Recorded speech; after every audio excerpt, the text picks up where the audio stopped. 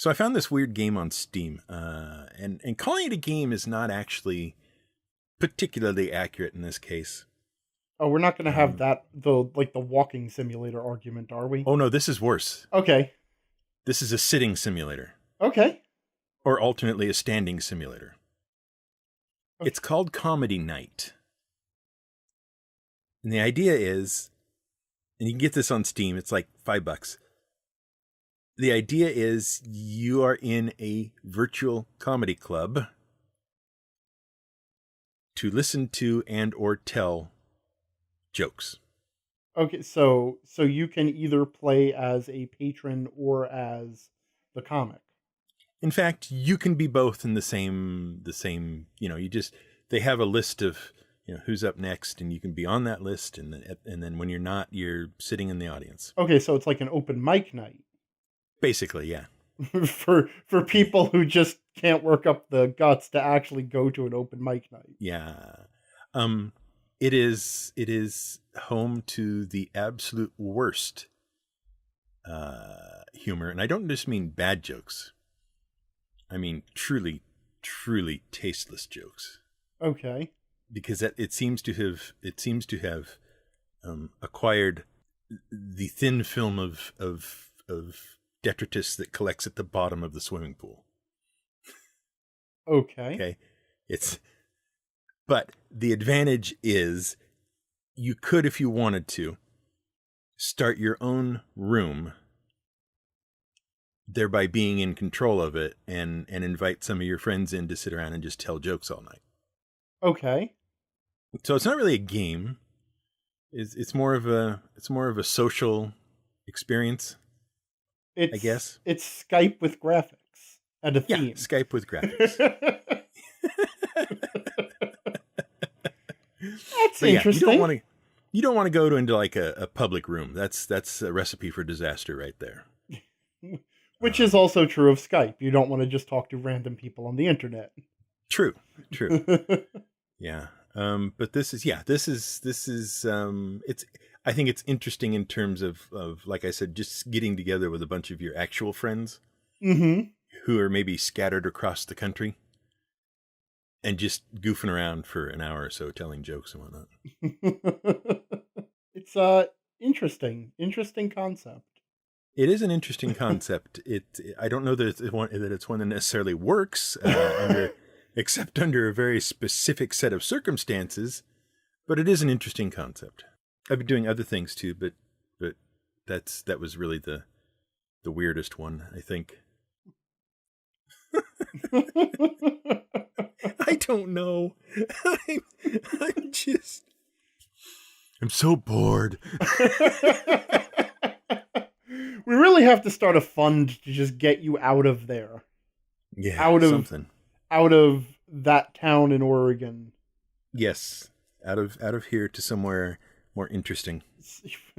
It's with from your descriptions, like anywhere would be more interesting. Yeah. You know what the big excitement was this morning? What's that? About 6:30 in the morning, about 20 crows started cawing out in our front yard. And we don't have a very big front yard, and we are literally in the suburbs of the city where I live. Okay. There are about 20 of them up in the tree in the front yard, cawing and cawing and cawing and cawing, and this was going on for about 30 or 45 minutes. Mm-hmm. Was there a corpse? Was there a corpse? No. I'm getting to why they were there. Okay. Dad and I stepped out to see what was going on, and they were all just circling around the tree and just going nuts. And it finally dawned on us they had cornered something up in the tree, but we couldn't immediately see what it was, so we kind of stepped out there, and then they took off once we got too close and whatnot, and stopped. We looked up in the tree better, and noticed there was a very large owl up in the tree. Oh, wait! Do owls and do crows hunt? I think this was more of a look out, here's a predator. And so they chose to respond to the presence of a predator that will kill them by circling around it, annoying it for 40 minutes straight? Yes, that is what they did. That seems like a Or That is what poor they do. survival strategy. I don't know. Crows are pretty big, man. They you get 4 or 5 of them together, you could be in trouble. But no, they were having a shout fest at it. Huh. And so the crows left, and then Dad and I were like, "Oh, we should get a picture of this owl because we haven't seen an owl around here in ages." Mm-hmm. And so I went inside to get the phone so I could take a picture that way, and Dad went to get his little camera, and we go back outside, and we're too far away to really zoom in close on it. And then we noticed that one of the local hummingbirds was doing its darndest to buzz this owl right out of that tree. That's a ballsy hummingbird. That is. It was like diving at it and all kinds of stuff. And eventually, the owl just like, I've had enough of this, and took off. So yeah, that's been the big excitement around here today. Wow. Oh. Yeah. Last week it was wild turkeys. Ooh. We used to get wild turkeys around when I was back on Long Island. Yeah. My aunt used to get them on her farm. She had a flower farm, actually. She and her husband for many years they were a wholesaler. So they had about 8 greenhouses. Oh, nice. Yeah, it was kind of neat. Used to in the springtime used to go out there and help them with, like the planting bulbs for Mother's Day flowers and Easter flowers and stuff. And I was actually just talking about it recently because they also had a pretty sizable vegetable garden. It was they weren't farming vegetables, but they had enough property that they would grow a substantial plot of vegetables. You know what I'm trying to say. Right. And a few years when I was young, we actually went out there and planted our own pumpkins and then harvested them for Halloween, which was kind of cool. The other half of the problem is I've got all these little ideas for things like floating around in my head. Yeah. And I can't nail any one of them down to do anything with yet. Mm-hmm. So they just keep getting turned over and over and over and over. Yeah. That's a problem that I'm very familiar with. And what I find, what you really have to do is grab one of the projects, even if it's not in a place where you can do anything with it, and just sit down and start doing something with it. Like just start writing and see what happens, or whatever, Mm-hmm. Yep.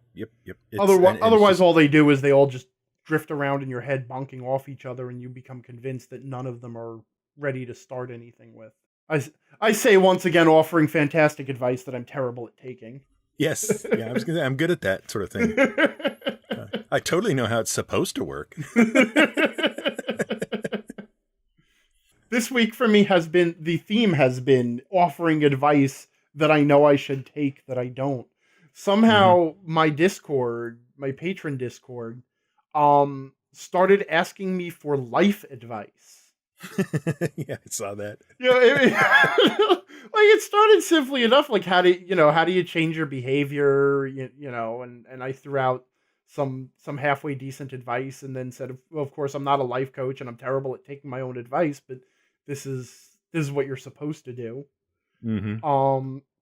And a lot of it had been culled from various people that Freakonomics talked to over the years. Right.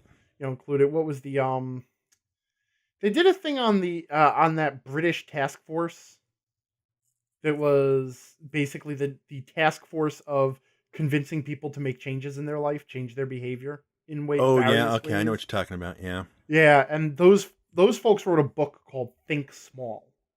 Mm-hmm. And that I've been reading. That's where the incremental the nudging thing came from. Nudge. Yeah, that's right. They were the nudge unit. That's specifically what they were called, was the nudge unit. Because the idea was they were trying to find the smallest things that someone could do to change their behavior. And the other thing is that there is an excellent YouTube video called it's like How to Be Miserable. Oh yeah, that's CPG Grey. Yeah, Yeah, the 7 Ways to Maximize Misery. CGP Grey, yeah. Yeah. Totally recommend watching that if people are listening. And then somebody started asking me about sleep habits. Like, well, how do I fix my sleep habits? Well, now here's the thing. My mother, for many years, she was she was an LPN. She was a nurse first at a VA and then a public hospital for 30 years until a variety of injuries made it impossible for her to continue. And then she went into sleep medicine. Mm-hmm. And then, as part of that, like I was helping her because they changed the requirements and she had to get certified, and it included a lot of studying. And my mother is a very wise woman. She's a very smart woman, and she does not test well. She's one of those people who just panics with tests. Not really panics, but she just doesn't. Things kind of lock up. Yeah, she's a very practical person. So I was helping her study, and then I got interested in the stuff. So I was asking her a lot of questions, and I also helped her install and customize the software that they were using to do the polysomnographs, the sleep studies. So in so doing, I had to learn the macros that this program used to pass information to its reports, which meant I had to learn what this information was. So anyway, when the question suddenly came up with, how do I fix my sleep habits? And I don't know why people think I'm the guy to go to for that, but I had the answer for that one. I'm like, this was my time to shine. Mm-hmm. So, but yeah, I don't know. It must be something like a guy this angry must sleep well at night. Oh, I sleep like everybody in my no, actually that's not true. My mother and we have horrible sleep habits. And I usually say I'm an insomniac, even though I know I'm not an insomniac, because most people who say they're insomniacs are not actually insomniacs. They just have very bad sleep habits. And then they use insomnia as an excuse to not fix them. So I'm just an insomniac. I'm just going to accept it. It's like, no, you're probably not. If you want to claim insomnia, go and speak to a professional, and they'll tell you whether you have chronic or acute insomnia, and they'll tell you how to fix it. But if it's just you don't sleep well, it's usually because you're doing something wrong. Yeah, we used to have kids where I used to work that would claim they never got any sleep at all at night. And really what was happening was they were waking up for like 5 or 10 minutes a couple of times during the night. Mm-hmm. And not registering the fact that they'd already been asleep for 3 or 4 hours ago. Oh, yeah. So they thought they weren't really falling asleep. They were just, snapping awake. And then there are the people who wake up constantly throughout the night and don't realize they're doing that. That's sleep apnea because their respiratory tract has stopped working. Yeah. And then there's the people who go to bed at a regular time and then just sit there and stare at the ceiling for 5 or 6 hours until finally they go to sleep, and then 3 hours later somebody wakes them up. Is that yeah, that's not that I know anything about that. is that your brain starts working syndrome? No, that's the brain won't stop working for one thing. Right. Well, not I understand. Thank you. Yes, and then in the morning it's like see, there's a certain level of activity that occurs in my house in the wee hours of the morning. Mm-hmm. Because Dad gets up at like 4 in the morning or whatever. Mm-hmm. And every once in a while, he forgets that other people are asleep in the house. Now, see, my big problem is I go to bed and then my brain starts playing games like, hey, let's remember everything we've ever regretted in life. Oh, geez. Or, hey. I love that game. Let's imagine all the ways tomorrow could go wrong. Yeah. Yeah. Remember that time when you were 6 and you did that thing? Right? That's what I want to know too. Like with all those stupid little things you carry with you, the stupid little regrets, the things that you feel. I'll give you a really weird example. Okay? I can't even think how long ago this was. My sister had a GameCube. And we went to the store, and she and I used to play. That's my baby sister, the younger of the two. And she and I used to play video games together a lot. And we were all at the Best Buy together because we were picking something else up. And my parents, they were going to buy her a game for her birthday. and she's trying to pick out the games, and she really wanted Luigi's Mansion. This cutesy game.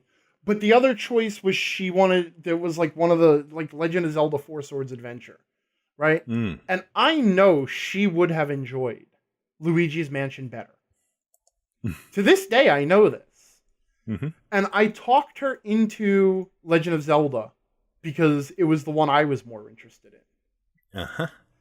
And it's such a, like, and she never, like, cared. She enjoyed the Legend of Zelda game well enough. And, you know, and now actually I'm regretting it because I've started playing Luigi's Mansion on the DS. And I'm like, man, I wish I'd played this on the GameCube. This is such a cute game. It's so much fun.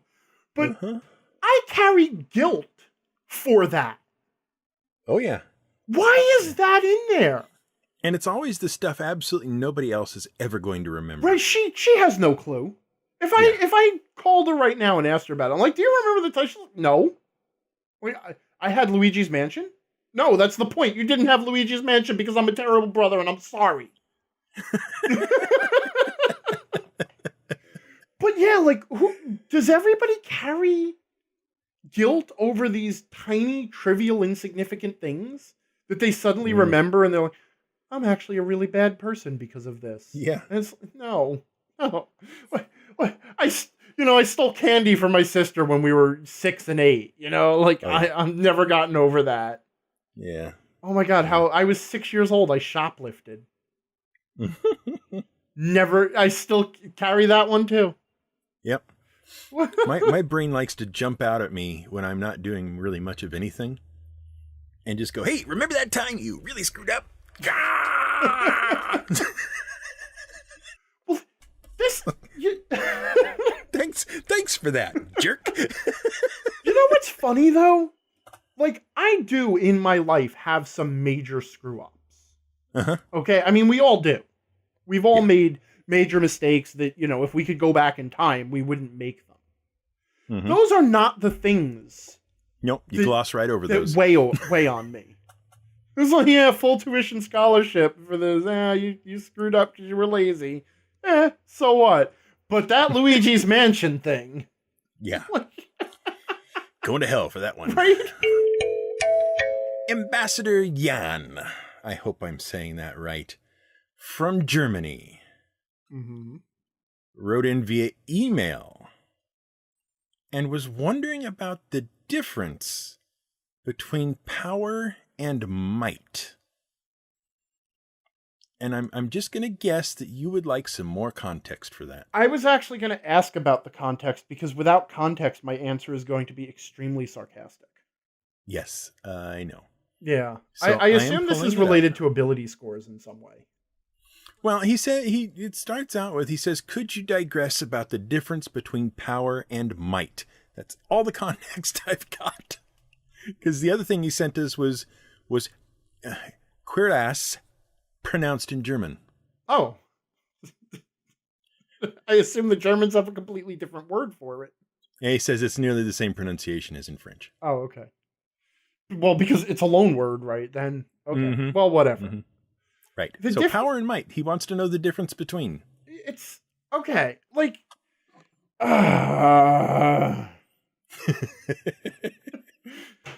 because there's an issue here. Right? It is this issue of ability scores and what D&D has done to people's brains regarding ability scores. Okay? Because here's the thing, like, all of these words that we use to name an ability, because I'm just gonna go ahead and assume that this is in relation to like ability scores. Like, all of these words we use for ability scores have specific definitions in the context of the game that only have a vague relationship to what those words actually mean. You know, and my favorite example is when gamers try to explain that the difference between intelligence and wisdom is not purely an arbitrary invention of Dungeons & Dragons, but is actually a thing. It is not. Okay? It really is not. And by the way, if you dig into the psychology of it, there is only one type of intelligence. It's intelligence. Mm-hmm. All other things that we used to think were other types of intelligence are directly correlated to intelligence such that there is no useful distinguishment between them. But anyway, Right. that aside, okay?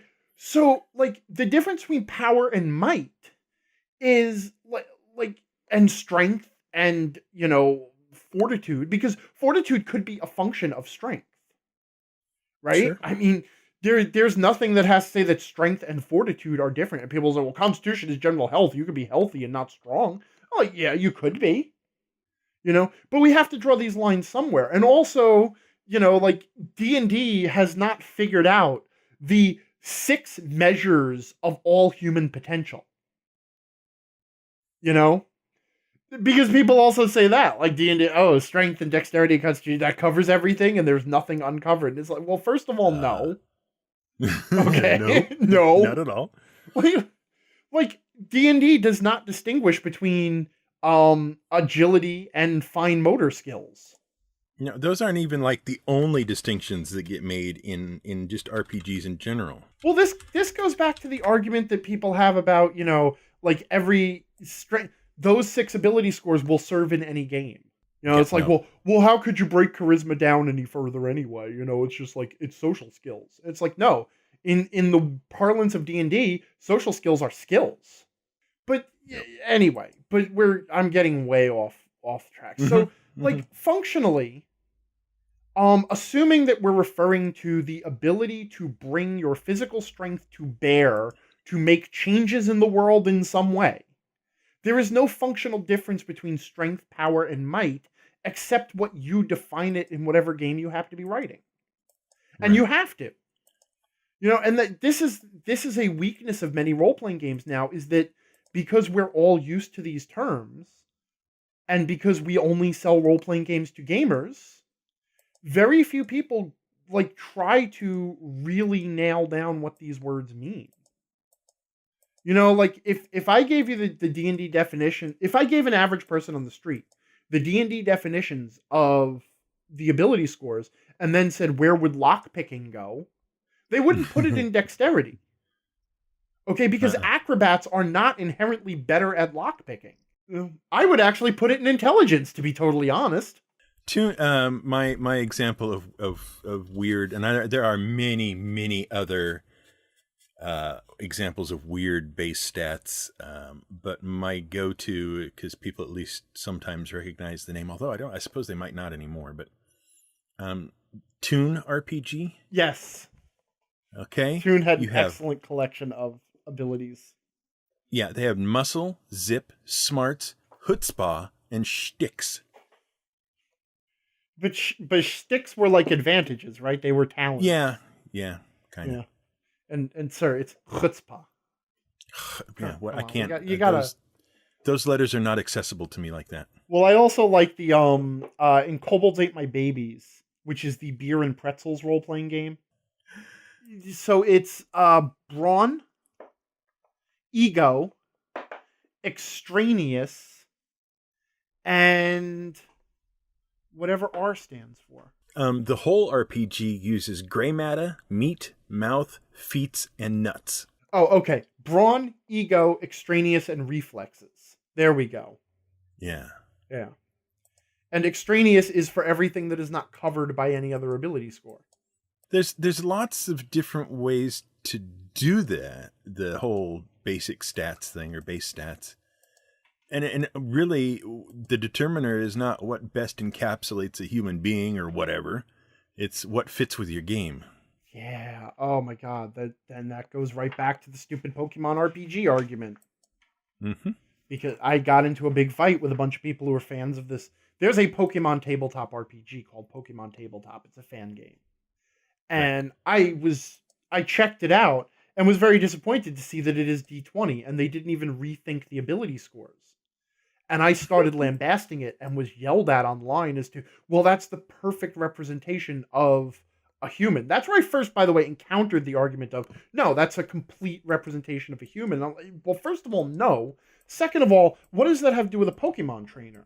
Physically, Pokemon trainers interact with the world through their Pokemon. Mm-hmm. You know, You just need one general athletic ability to represent their physical, everything physical about that trainer, because they're not going to use it that much. But you need various social abilities to represent the different ways that trainers would interact with their Pokemon. And people are like, well, how would you do that? You have charisma. That's all you need. And I'm like, well, no.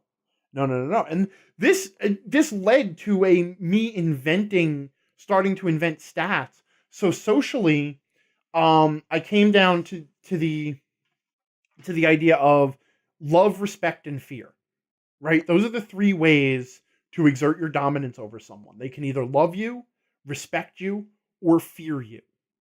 Mm-hmm. And so if you are training a supernatural pet for magical dog fights, and if you watch the Pokemon show and if you play the games, you sort of see these interactions because they were different, like Ash's Pokemon, Pikachu respects Ash, right? Because Ash has a lot of spirit. He wouldn't put Pikachu in a situation he himself wouldn't be in. Right? There is a mutual respect there. So that's a respect, and that's because of his spirit. So he would have a lot of what we might call spirit, right? Okay. I think sure. Brock was the one who wanted to be a Pokemon doctor. And he has a genuine love for his Pokemon. And they understand that and love him in return because he's empathetic. So his stat would be empathy. And then Team Rocket, the bad guys in the show, they basically abuse their Pokemon or Gary, the rival or whatever. They abuse their Pokemon so that their Pokemon are afraid of them. And I don't want to use fear in a game that's ostensibly for kids. So it's more of a like command. So your three basic social stats would be empathy, spirit, and command. But then you can also use those in other interactions too. So empathy becomes your ability to understand people's emotions. Command, it becomes your ability to make people do things that they don't want to do that you want them to do. And respect is getting people to stand with you. So if you're building a game that is about social interaction between superiors and inferiors, especially with pets and stuff, this is what you want to look at. What was Jan's question? The difference between power and might. Did we do that? Well, see, the thing is, without further context on it, mm-hmm. I think we've done it. Their definitions, if you want them from a game sense, their definitions are going to vary from system to system. Right. But in terms of D&D in particular, there's not really any difference between the two. Right. They're both under the category of strength. There was that, what was it, Skills and Powers in AD&D 2nd edition, where they tried to separate the ability scores into sub-ability scores. Right. So strength had, weirdly, it was like stamina and muscle, which... Yeah, or something. I actually... Well, you remember, what was it? Shelf here. First edition AD&D or whatever, I think had... Strength was broken down into bend bars and break gates, and then you had... I can't remember what the others were, though. Well, you had various bonuses that were keyed off of it because everything was its own subsystem. Mm-hmm. So, yeah, strength had an attack bonus, a damage bonus, which were separate. It had your carrying capacity, it had your ability to open doors, and then it had your ability to break things, like bending bars and lifting gates, it was called. Yeah. But, yeah, so here's where things got weird, because this was the 2nd edition player's option where they broke down the ability scores. So they break down strength into stamina and muscle. And then they broke down constitution into health and fitness. Now, you want to tell me where you're drawing the line between stamina, health, and fitness?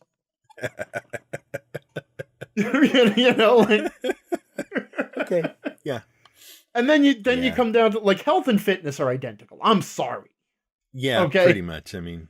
you could argue, well, I could be healthy, but I'm not physically fit. And it's like, I got news for you. You're not actually that healthy then. You think you're healthy, but you're not. Exactly.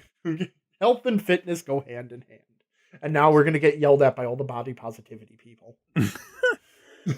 So the other thing then I would throw at you with this question is, Okay, so we've just gone through a lot of different options and whatnot for stats and different systems and whatnot. But what about the accusation that those are just like new names for the same thing, man?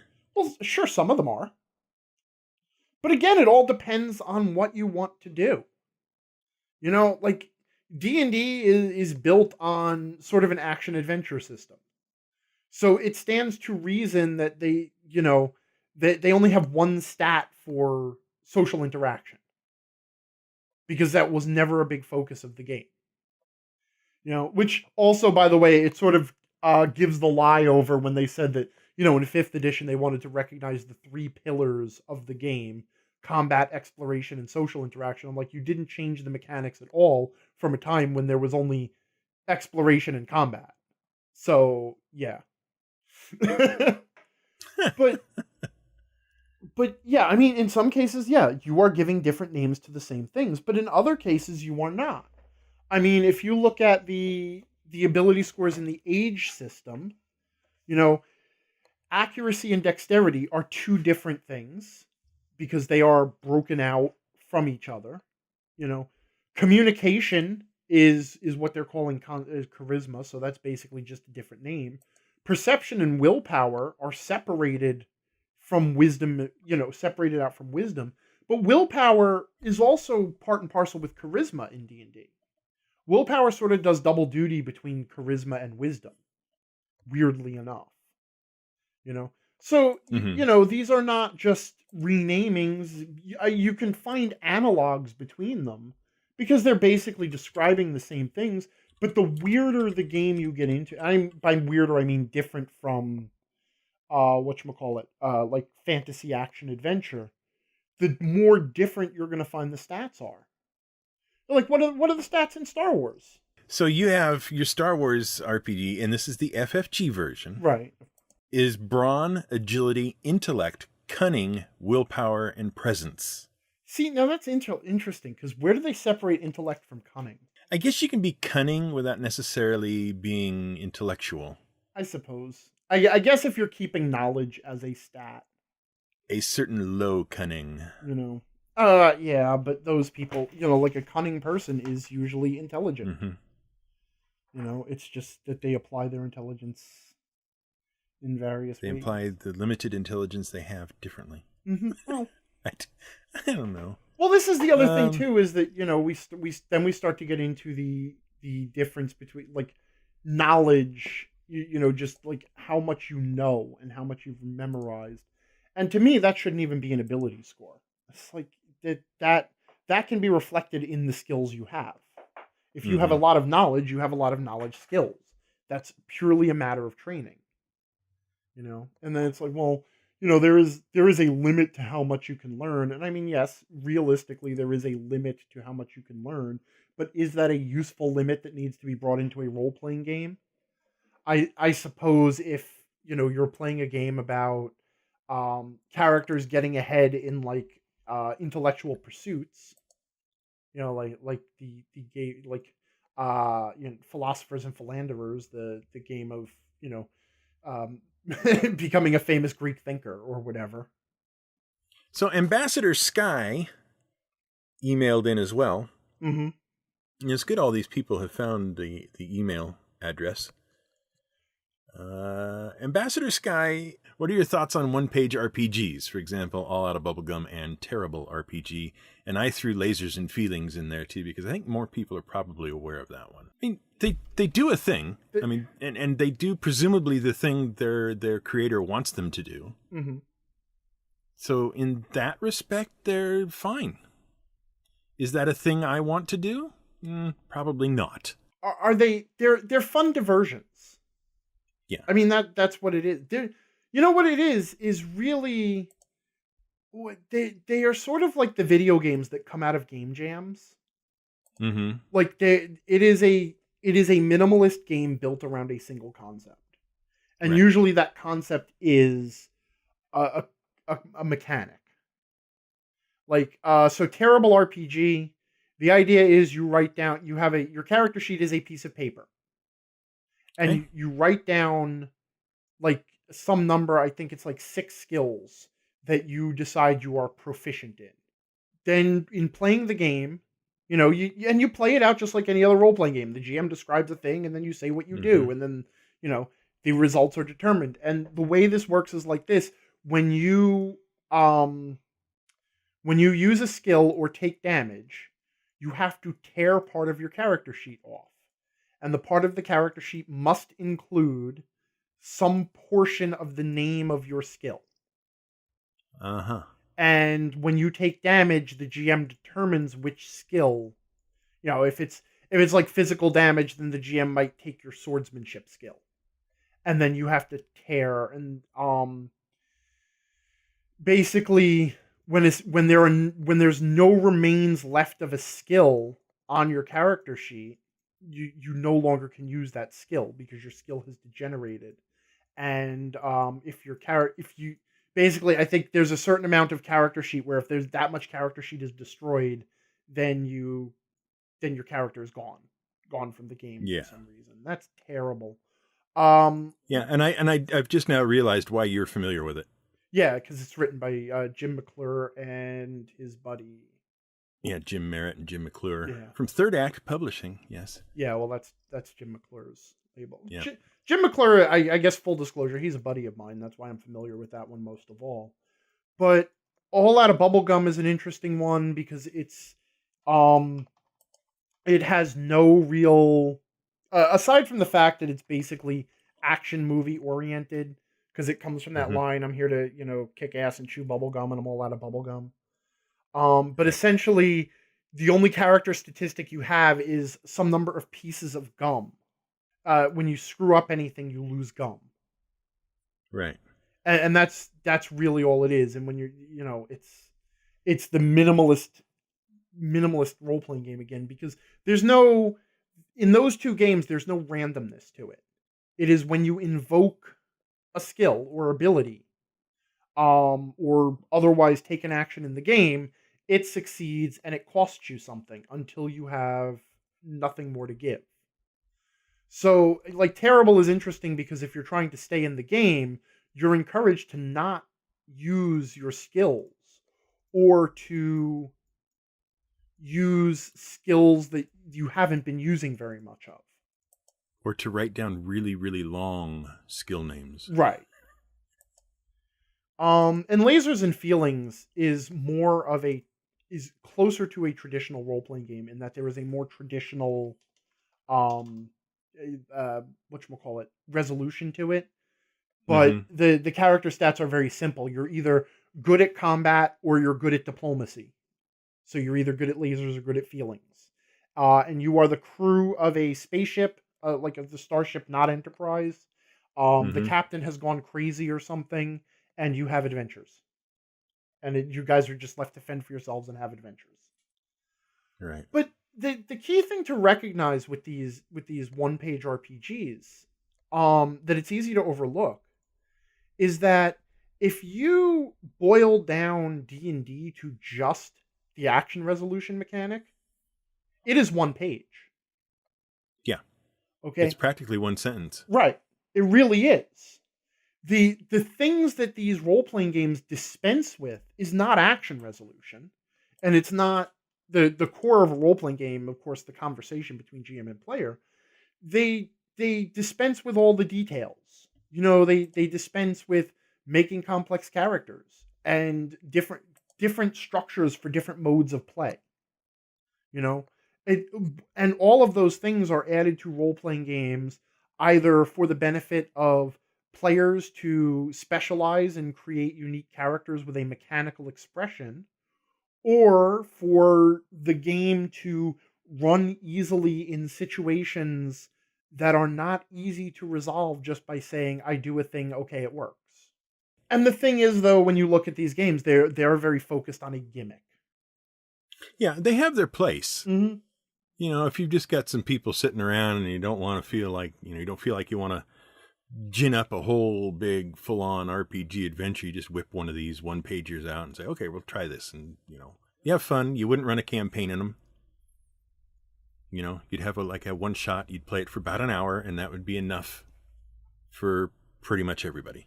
Yeah, and I'm going to get in trouble here because I'm going to say I would barely even call some of these RPGs. I would call them role-playing activities. Mm-hmm. You know, when you look at Terrible, for example, like I said, the mechanics basically encourage you to, if you want to stay in the game, avoid using your skills or to Yeah. not use the best skill in any situation. And that is not a way human beings make decisions. When human beings are encountered with an obstacle, we try to throw our best skills at the obstacle. And so it leads you to not really thinking like your character. It leads you to telling a fun story or pushing your luck or just seeing how bad things can go. And in that respect, they're more like Fiasco, where Fiasco is just basically trying to run a story into a disaster. Mm-hmm. You know? Yeah, that's the whole point of Fiasco, is to have the biggest possible disaster. Right, exactly. And then see who comes out the other side alive. Mm-hmm. And then, people will argue whether, I'm being picky on my definition of role-playing game. But I will Oh, point out that the folks at Fiasco never claimed it was a role-playing game either. no. Because the motivations are different. The motivations of the players are very, very different from the motivations of their characters. You're not trying to make the decisions your characters would make, so in that you are not playing a role. Ambassador Lucas, who is also from a not here country. But we love you. Yeah. Point being, Ambassador Lucas has written in via email, and he would like to know what the difference between point buy and class-based systems are in practice at the table. And my only answer to that is none. Yeah. The difference is entirely in how characters are made. Yeah. Once you sit down and start playing the game, obviously with taking into account the rigmarole of action resolution, whatever it might be, they're going to, they're role-playing games. Right. And the rest of the context for this question, since we have both determined that there is, in fact, no difference at the table, the rest of the context for this question is he has seen what he feels are endless internet arguments over which is best. Of course. Because it's not enough to like a thing. You have to like the right thing. Right. Like, it's because you obviously have to pick a side. Okay. Yeah, clearly. And once you have picked a side, you immediately start to wonder if you picked the right side. And there are two things you can do. You can either be a reasonable, critical thinking person and look at the benefits and failings of each side and say, oh, they're both good for different reasons, and I prefer this one because liking things is basically an irrational emotional response generated in the lizard parts of my brain, so who knows? Or you'd say, well, clearly I like this thing, and I am the best thinker and the most reasonable and the most objective person, so obviously this must be the best, and now all I have to do is argue it. And if anybody questions that, they are questioning my ability to pick out what is best. Penn and Teller had a show, which I will abbreviate as BS. Okay. Which was on Showtime, and they did an entire episode about the concept of best, Mm-hmm. which basically boiled down to, and I will see if I can link to this, basically boiled down to, anytime you hear the word best, you should immediately append the words "for me" to whatever's being said, because that's the only way best has any meaning at all. I have the same argument with people who they ask questions with the word "should" in it about role-playing games. Like, how should a game handle this? And it's like, well, it should handle it whatever way the designers think is best for the game. Yes. Because the words like should, they imply that there is some sort of objective ideal standard that could be applied. And the thing is, these are all works of entertainment. The reasons you like games and the reason I like games are different, and we're not necessarily going to agree. If our tastes are similar enough, we can play the same game together and not hate it. If our tastes are different enough, then we'll go find different games and play them with other people. I always get edgy when I hear words like should and must. Right? Things like that. There are areas of life in general where things should For example, nuclear reactors should work correctly. Yes. They should be safe. They should be safe. Right. And that's fine because that's very, very, very important. People should not unprovoked kill other people. Right. Right? But what you find is, in those areas where the word should actually is the appropriate word, is also an area where very rarely do people disagree. I mean, there are a few big disagreements on morality, but most of the moral rules, they'll sort of agree on them. The big ones. Yeah. The in killing, general, the stealing, the lying, Yeah. We know how people should be. Yeah, there are very few places in average everyday, going about yourself and your routine, life where should is the appropriate directive. You should like Chicago pizza. Yeah. Oh my God, right? Like, I have committed some kind of moral crime against the world because I do not like Chicago pizza. Yeah. Right? But you know what, though?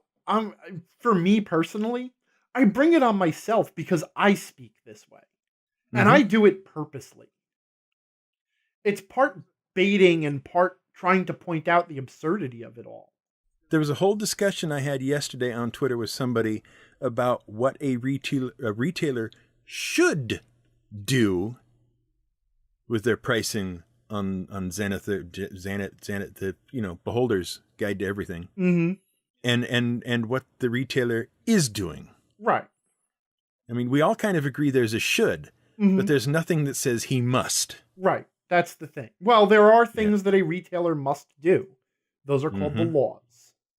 Yes. Right. And we have gotten together and decided that there are certain practices that are so bad for consumers that consumers must be protected from them. Yeah. That is why we have consumer protection laws. But beyond that, you can even argue, this is a big thing with, because there's a huge thing going on with EA and Star Wars Battlefront right now. Oh my God. Which, now, Yes, go ahead. Because there are, everybody else is looking at this. They're saying, EA is being reprehensible, and they're doing this, and they're doing that, and they're doing these terrible things. And I don't want to get into the actual argument, okay? No. So, but you do have these people who are moralizing about it. Okay, fine. And to some extent, there are some moral arguments to be made about manipulative business practices, about things like gambling and Skinner box tactics and stuff. But that whole other argument. Here's the argument that I see no one making, but here it is. A huge portion of their fan base freaked out and started demanding refunds on their pre-orders because they did not like this move EA made. And EA has chosen to double down and then triple down on moron here and make further stupid moves to not fix the stupid moves, and also to explain themselves in such a way that they have offended everybody. Should EA do that? Shouldn't they do that? I don't care. It's not even a moral question at this point. Is it hurting EA's business to do it? From a standpoint of pure profit motive. And that's what they're weighing too. They're like, okay, we know a certain amount of our customer base is going to be mad, but EA and Ubisoft and a bunch of others did report record profits last year owing to their microtransaction models. So from a profit standpoint, they are doing exactly what they are supposed to do. But yes, they are making a lot of people angry. And if you feel that what they are doing is wrong, it's wrong to you because you don't like being treated that way, it's not morality or immorality at this point. It's don't give them your money. Yeah, I don't understand why people don't understand that. That's your vote. Right. Don't like what they're doing? Don't give them the money. But then you'd never get to play the latest Star Wars Battlefront. So what? Well, that's the sacrifice you make. I mean, that's the thing is, I have a thing. you want the thing, right? Well, here are my terms. I'll give you the thing, but these are my terms. Well, those terms are terrible. Then you don't get the thing. This is how it works. Either you live with my terms and you get the thing, and you decide that my thing is worth the terms, or you don't, and then you don't have the thing, and I get to keep the thing. And you can say, well, if you're in the business of selling things, then you'll go out of business. And yes, and that's how it's supposed to work. It works. That's ta-da! Okay. People like expecting a business to be moral is a mistake, because at the end of the day, the business's first moral duty is to the people who have invested money in that business. And that's not just like rich, stockholders and everyone. That's anybody who has a retirement plan has invested money in businesses. And when you go and take out a retirement plan and your money is invested, let's say you invest in EA, you're giving them your money because you think they're going to earn a profit. They're growing your money. They have a responsibility to you now. In fact, they have a legal responsibility to you. Mm-hmm. If you can, as a shareholder, if you can demonstrate that a company has mishandled your money and failed to earn a profit because of their own incompetence or stupidity or terrible decisions, you have grounds for a lawsuit. But morality doesn't enter into it, and it shouldn't. It's a free market. If you want to make a vote, make a vote. Yeah, there shouldn't. Right? And that's the difference between point buy and class-based systems in practice at the table. There you go. Wow, we do a good job. Right? We are a little bit more unfocused than usual tonight, though. Ambassador Robert wrote in by email again with a correction for you. He wanted to point out that the zombie movie At the Mall is George A. Romero's Day of the Dead. Okay. Not whatever it was you said. Whatever. Because apparently that was... What did you say? You said something... Dead Alive. Dead Alive, okay. Yeah, that was Peter Jackson. Okay. But anyway, Day of the Dead. Robert assured me that was the correct name of that film. Day of the Dead. See, that doesn't sound right. 20 minutes later, he emailed me again. And I will quote directly from that email. Of course I open my big mouth to be helpful and get it wrong too. Dawn of the Dead, not Day. Robert, welcome to our world. I'm glad we settled that. Yes. Yeah. Well, that makes sense, though, right? Because that followed Night of the Living Dead. So after the Night of the Living Dead, you have the Dawn of the Dead. And then you have the Day of the Dead. Right. Right. Ambassador Chris emailed me because we had said something about doing some, maybe a gnome episode of that other thing we do. And he emailed me with his research on gnomes, and I'll put the link in the show notes. But he has a very nice article about the origins, history, and usage of gnomes, both within D&D and elsewhere. All right. Let's, Chris, thank you for doing that work. Can you possibly write that into, say, hypothetically 3,200 words of easily deliverable prose that I could then give a once-over and then pass off to someone else for reasons? Yeah. No particular reason. It would actually save me a lot of work. Yeah. Oh, dear, oh, dear. Continuing on with the email received, Ambassador Other Jesse, I swear that's what his name is in the email. Mm-hmm. Ambassador Other Jesse simply wanted to point at Star Wars branded bananas and scream a lot. Oh my God. I saw these today. Not today, Tuesday. Mm-hmm. Tuesday, grocery shopping day. Uh-huh. I was buying my weekly, stock of bananas. And sure enough, friggin' Star Wars stickers on the bananas. Like, what? Like, how does that tie in? What is the connection? Well, look, bananas are yellow, right? Right. And then they turn brown, right? Yeah. Light side, dark side. Thank you very much, drive-through. Mm-hmm. So, well, okay.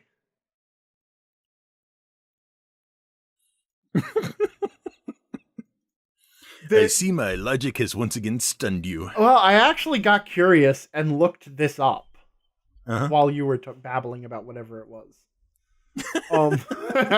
I tuned you out. Yeah, okay. Apparently they are attempting to, this is some sort of 18-week healthy living initiative featuring character-inspired recipes, limited edition stickers, and a scan to enter sweepstakes, offering a chance to win collectibles. So there's this whole, basically Dole has partnered with Disney to do a healthy living campaign through February. You know what? I like, as furious as I am about the ubiquity of Star Wars and advertising and everything, I actually can't fault that initiative. You know, it's a good thing. I don't think it'll do anything. Yeah. I can't help but feel it. But people will steal the stickers off the bananas in the store and add them to their collection. Yeah, it's a nice thought, and we know exactly why Disney did it. They did it so that various news outlets would write about Dole and Star Wars. So that both, this is what there's a website called FARC. Have you ever heard of them? Yes. Yeah, and they compile like ridiculous news stories from all over the place. But they have a variety of categories for, they were calling out fake news before it was cool. Right. Okay. And one of their category, I can't remember what it was called. It's like advertising masquerading as news. Yeah. Because that's exactly why companies do this sort of crap. Is they know that if they do some sort of charitable thing or whatever, then news outlets will write about them and they'll actually get advertising in the newspaper just by virtue of people will be like, oh, Dole is doing this thing. And I read a story about it in the New York Times or whatever, because people still read newspapers or whatever. But anyway, so yeah, that's why this stuff actually exists. And I'm sure that somebody, people at Dole and Disney do actually care because they are human beings. But at the same time, it's a win-win. This is a way to get news outlets to write about this. A lot of online sweepstakes, a lot of contests are exactly that too, especially the more ridiculous ones, because they get news outlets to write about them. But Anyway, I bought some of these bananas though. I do want to say, as goofy as FARC can sometimes be, get their book and read it. Oh yeah, the book is excellent. Yeah, because that will clue you in on more things you see as news, and the sorts of things that go on with all that. I mean, it's some really smart writing. Yeah. It's not news. It's FARC. Right. By Drew Curtis. I guess I don't have, again, I still have that whole, I better give the details or people won't be able to find it. Not realizing there's going to be a link to it under this somewhere. There will. Yeah. There absolutely will. I'm going to throw this at you and then probably flee from the headphones. Okay. But Ambassador Elijah on YouTube commented on one of our videos. We upload some of these. We upload all of these to YouTube, I've heard that. With little videos to go with them and whatnot. Ambassador Elijah on YouTube wants to know why druids and sorcerers don't exist in the Angryverse.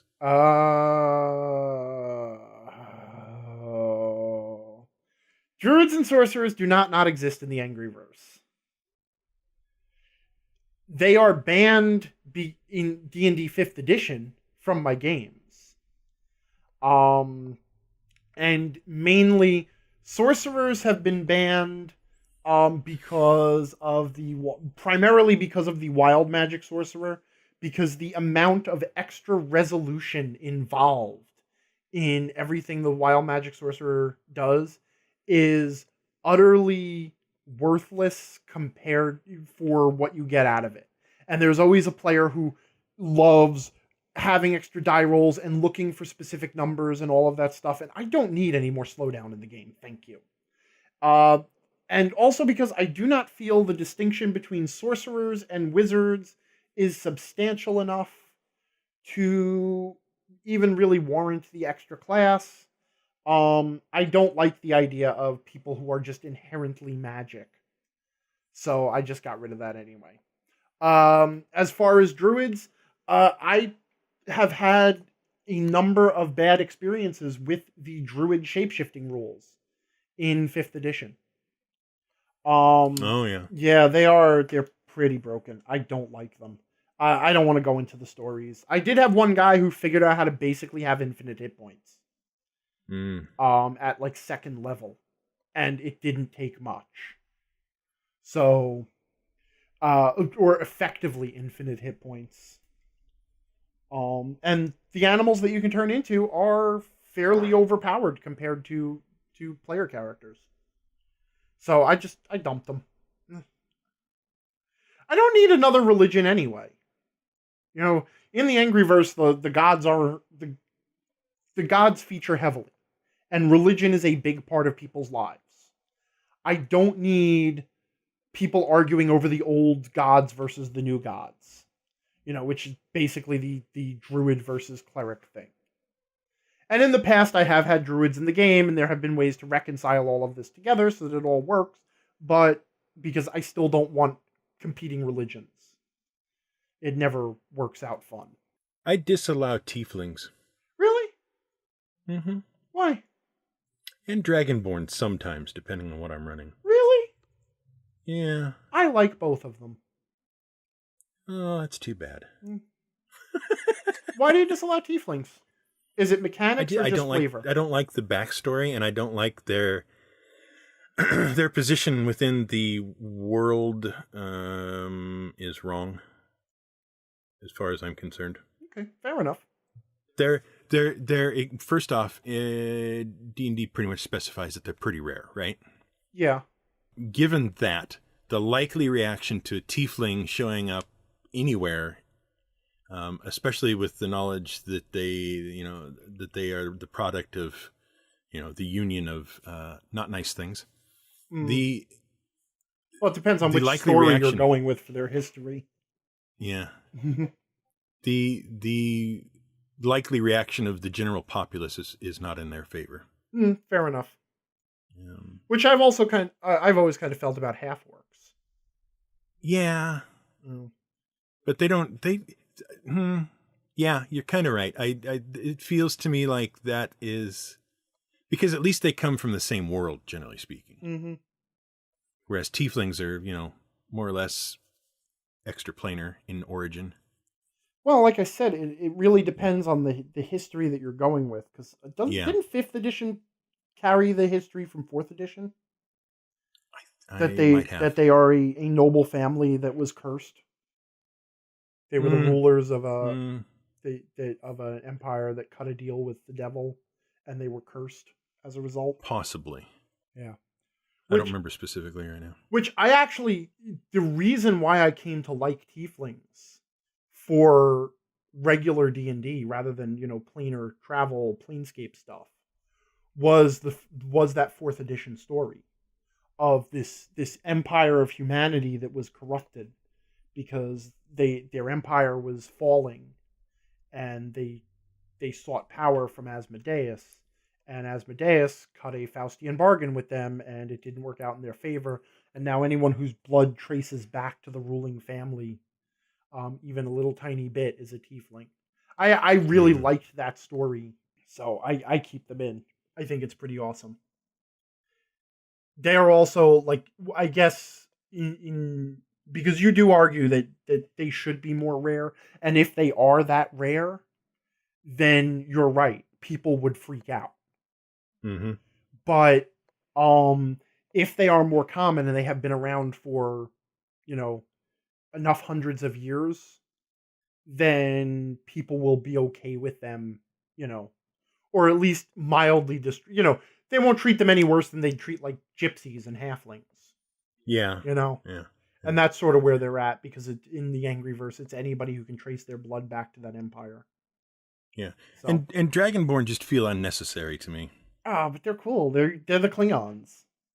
Honor-bound warriors, you know.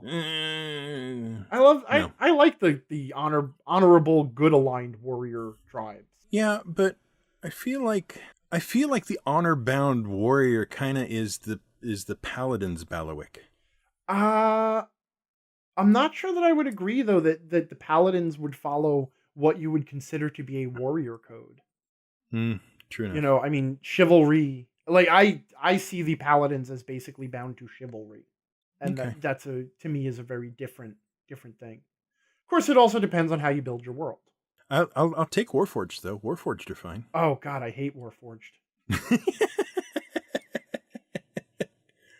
You know, Yeah, I never they've got thought a D&D problem. needed magic robots. Yeah, magic robots. That's right. Yeah, That's right. no, But it's better. It's better in my head than the changelings were. And what was that other Eberron species? The Kalishtar, Maybe that's it. or the wildlings, the half were The shape changers. Yeah, those guys. Yeah, I can't remember what they were called. I don't have an Eberron book to look in. Yeah, me neither. So one of the things I like to do in my games is leave details of the world and the various races up to the players. Okay. Like if you're playing a dwarf, I expect you to be able to tell me how your dwarf race works. Like if you ask me, would the dwarves, know what kind of rock this is? My usual response to questions like that is, well, I don't know. Would they? Mm-hmm. And let the player fill in that detail. Or is it common practice around here for people to, I don't know, cook their potatoes in the mud? And, well, I don't know. Do you think that is? Is that something that seems likely in this world? So I like to let them fill in little details and whatnot. And sometimes pretty big details, too. Like, would so-and-so deity disapprove of this or whatever, And, well, it's up to you. You're his cleric. You tell me what your religion states. Mm-hmm. Okay. That kind of thing. So I was wondering what your thoughts might be on that method. Well, it's a fine way to run a game. There's nothing inherently wrong with it, and I don't do it. Why not? I am. Go ahead, make fun of me if you have to. No, there's totally nothing. Like, it's the sort of thing that if I was in character, I would make fun of. Uh-huh. But realistically speaking, there is absolutely nothing wrong with letting your players define world details, as long as you're going to, remember them. Mm-hmm. As long as, once a detail is defined, it has to be consistent. Right. And obviously for something little like the way people cook their food in a certain region, that's nothing. But when it comes to, gods and how they behave and how they affect things, obviously that's important. Or it could be important. Right. Well, that's kind of the thing is the details I generally allow them to have or create on their own aren't details that I need for the story we're telling. Currently, but you never know what you're going to need. Yeah, I never know what I'm going to need. Mm-hmm. But, and I'll jot a little note. I'll a couple of 2 or 3 words or whatever. But in general, they're not something that's likely to come up anytime in the campaign or the current adventure or whatever. Mm-hmm. Because the details of my world do play a lot of roles in the story of the game and how NPCs behave. And like, if you get to know my world, mm-hmm. If you really get to know the Angryverse, you can start to make predictions about how certain things will work and how certain people will behave and things, and you can use that knowledge, to your advantage. So that is all a product of the fact that, number one, I build a lot of detail into my worlds. Number two, when I decide new details on the fly, I remember them very well, which is Mm-hmm. which is like, you can ask me just about any question about the Angryverse at this point, and I can give you an answer. Even things down to like traditions and holidays and stuff. And most of those things are just stuff that has been decided on the fly and then added to the canon of the game world. Right. Or added because I wanted to tell a particular story or because I wanted to do a particular adventure and stuff like that. Um, but I do keep a lot of control over that, partly because I really like world building. And for Mm-hmm. me to run a game, because like everything down to the decisions that NPCs make is all role played, because I literally see my job as role playing the world, right? Right. So I have to have a very strong sense of the world, and if I'm going to bring the world to life, then I need to be able to bring the world to life in my head before I can make anybody else believe it exists. So for all of that, I kind of keep a very tight control over things so that no details get in that like play with my suspension of disbelief or my sense of the tone or would disrupt secret details that I have, because there's also secret information that is not generally known. There's at least one god that is whose entire existence is a secret in the Angryverse. Um, and in order to facilitate all of that, that does mean that I have to keep a bit of a tighter narrative control. The other thing I've noticed is that about 50% of the time, when I put a player on the spot like that and say, I don't know, you tell me, or how would your character know that, or what is it, how do the dwarves live like this, or what? I get a lot of deer in the headlight looks, Mm-hmm. and the game just halts. Yeah, I don't think it's a thing that works with everybody, Right. but I mean, you kind of have to know your group Yeah. in order to pull it off. But I've had some pretty good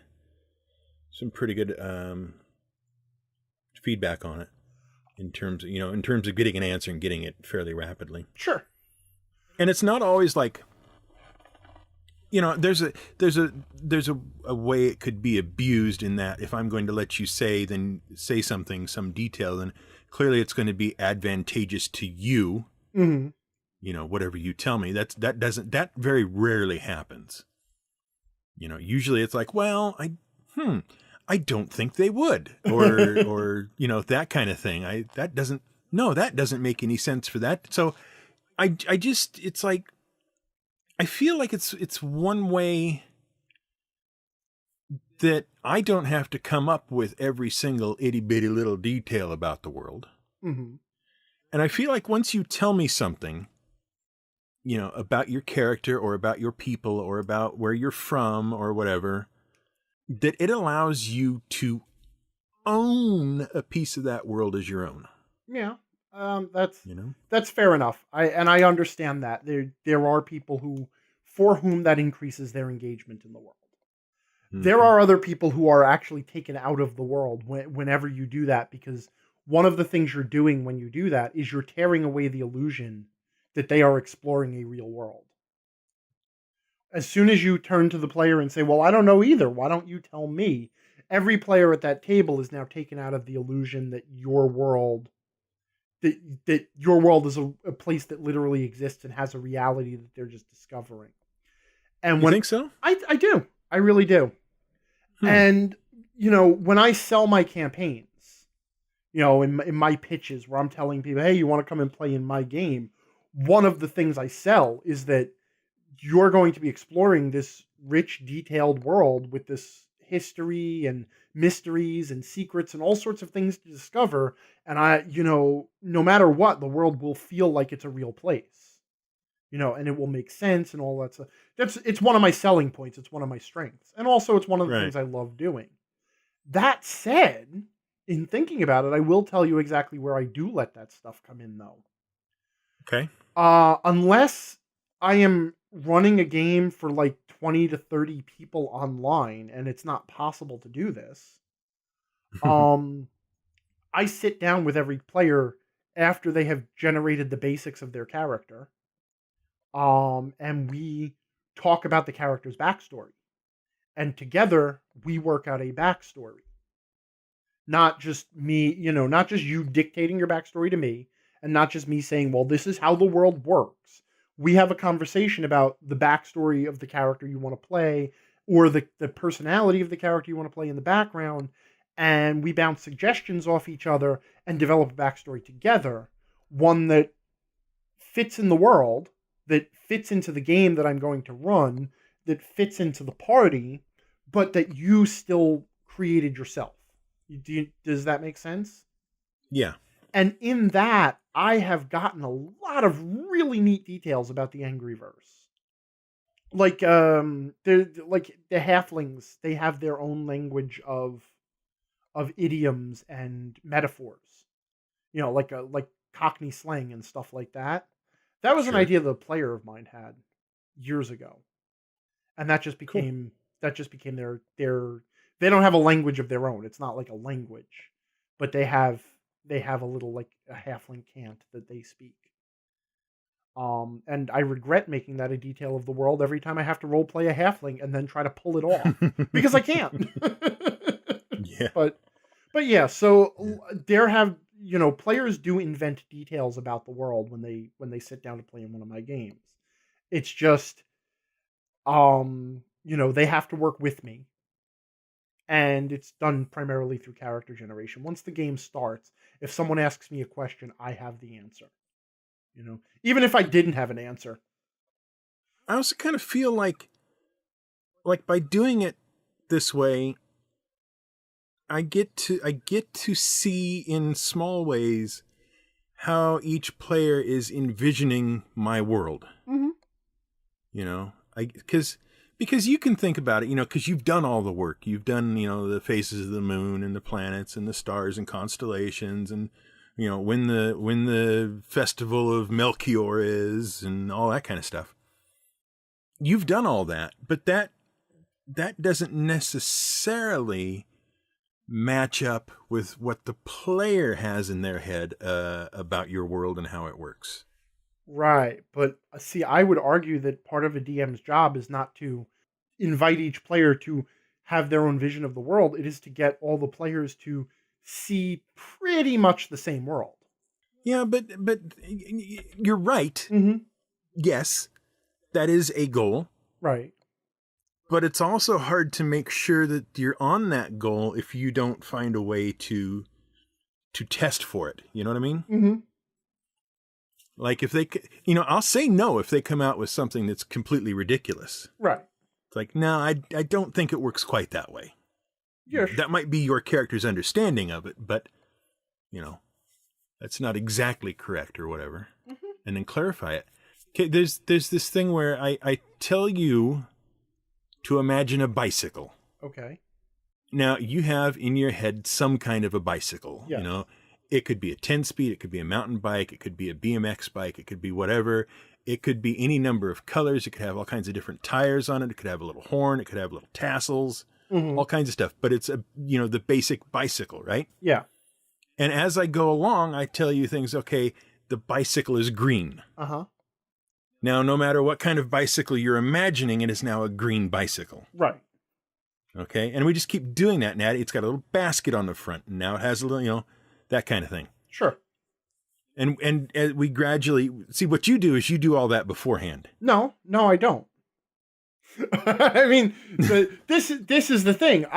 Like there, you have to be reasonable about it. Okay, Mm-hmm. If the players find a bicycle in the game world, right? Okay, until those details become important, unless you just rattle them off, it is okay for them not to be settled. It is okay to say you find a bicycle until they're trying to go uphill, Mm-hmm.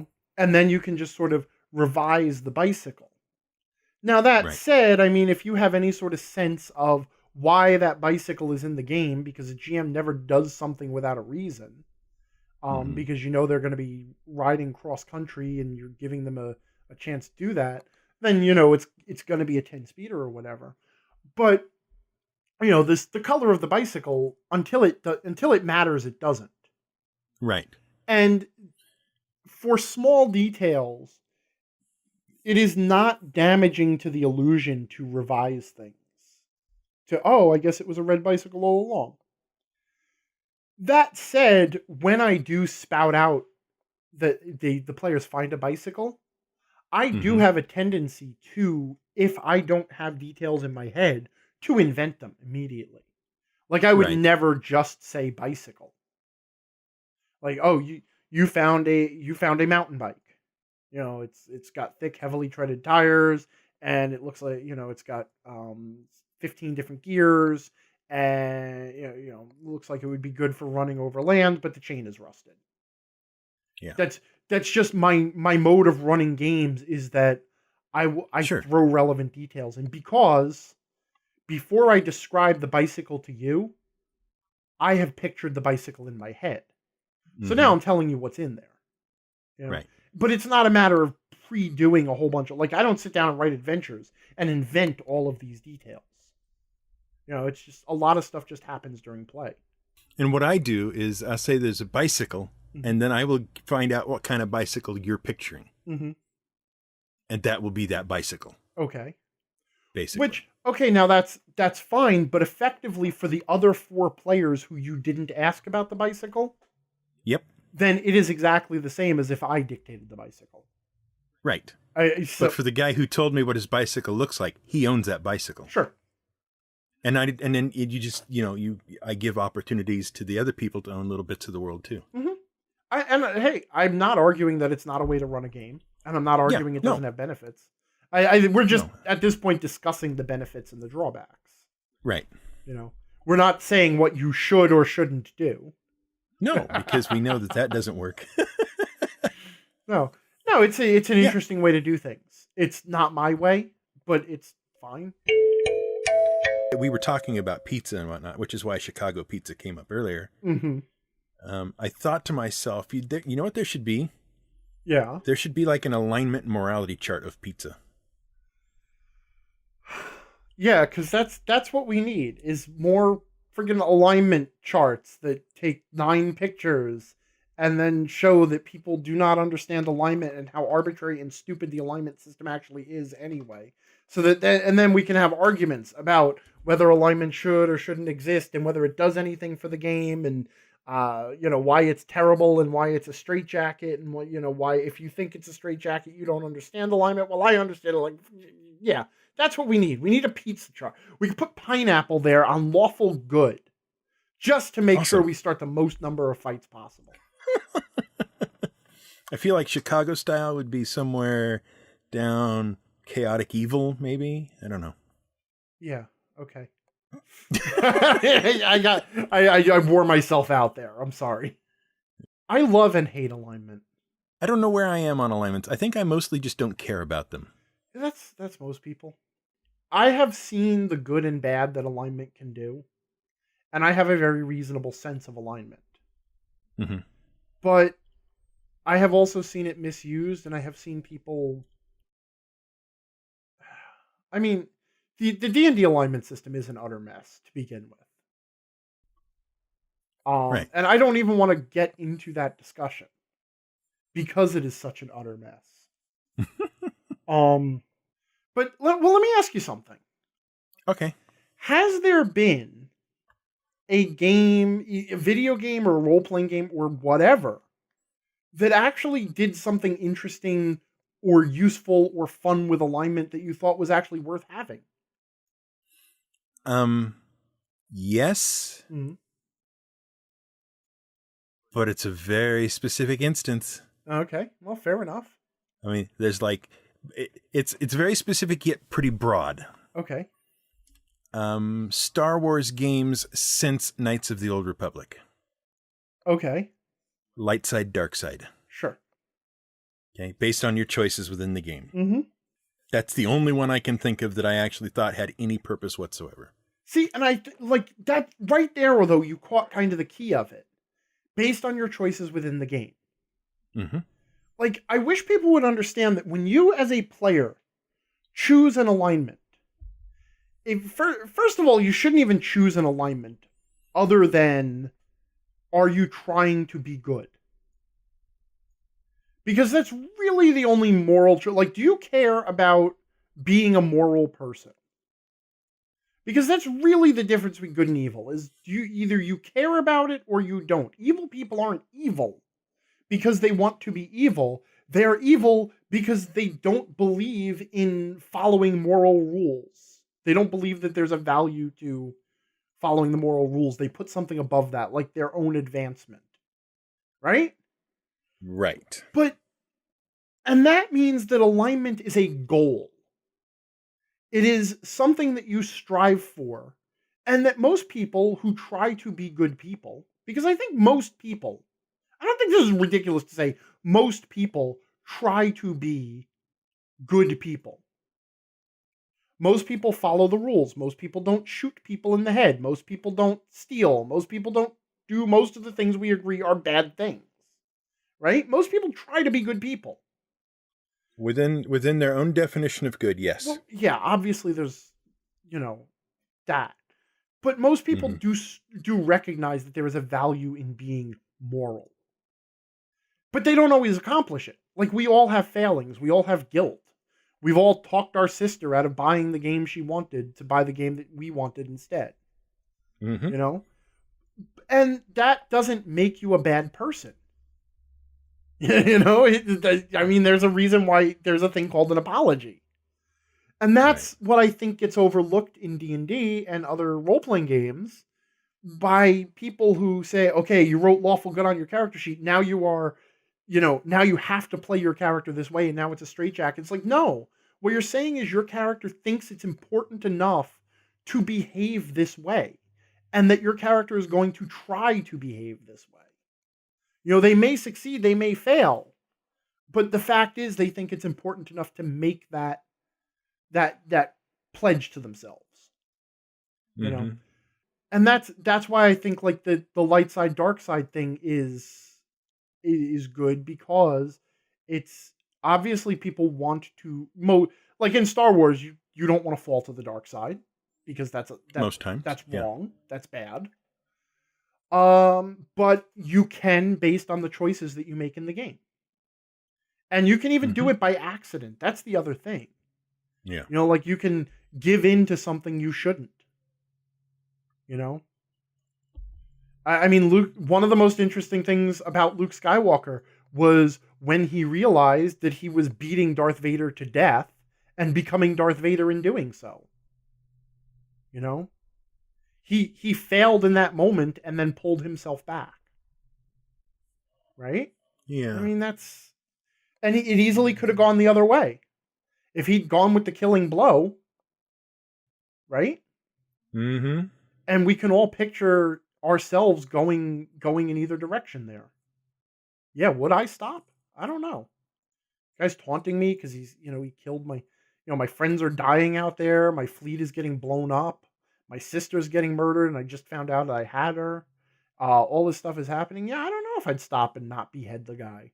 Do you think GMs should set characters starting starting alignment after the first couple of sessions of play? No. I really do think it's important for players to decide to state a goal. Mm-hmm. Even though, like, in my world, the alignment of a character is actually based entirely on their actions. So, like, the alignment that you write on your character sheet is the thing you're trying to do. And I've backed off from this, but there used to be consequences for that. Like, particularly if you were a cleric. If you are a cleric of a god with a particular ideology, they're not going to accept you if you sin too much. You are going to fall in their eyes, and that's going to cost you. But that said, yeah, I think it's important for players to make the decision to say my character is either, tries to do the right thing, or tries to follow the rules, or is a free spirit, or will harm others for their own gain. And I mean, part of that too is that I disallow evil. You cannot be in my games and play an evil character. Mm-hmm. And the ultimate consequence, and this is one that still applies, is if your character goes beyond, making a few mistakes to actually being evil, you lose the character. I take it away and say, you got to make a new one. It's just like you died. Your character is now evil. They are fit only for an NPC. Yeah. So, but in order to do that, then I have to be willing to make judgments about people's alignment. But the other thing that people forget is that, like in D&D, in the D&D universe, there is an objective moral standard. It is defined by the gods. In fact, it is above the gods because the gods have alignments. So there is a universal law of what is good and what is evil and all of this stuff that the gods are stuck with, and that you, being human, you have free will, but you're still being graded on it. There are planes of existence that you go to when you die, depending on if you are lawful good or chaotic evil. And that has to be based on something. It's not based on what you consider yourself, because no sane person would consider themselves evil.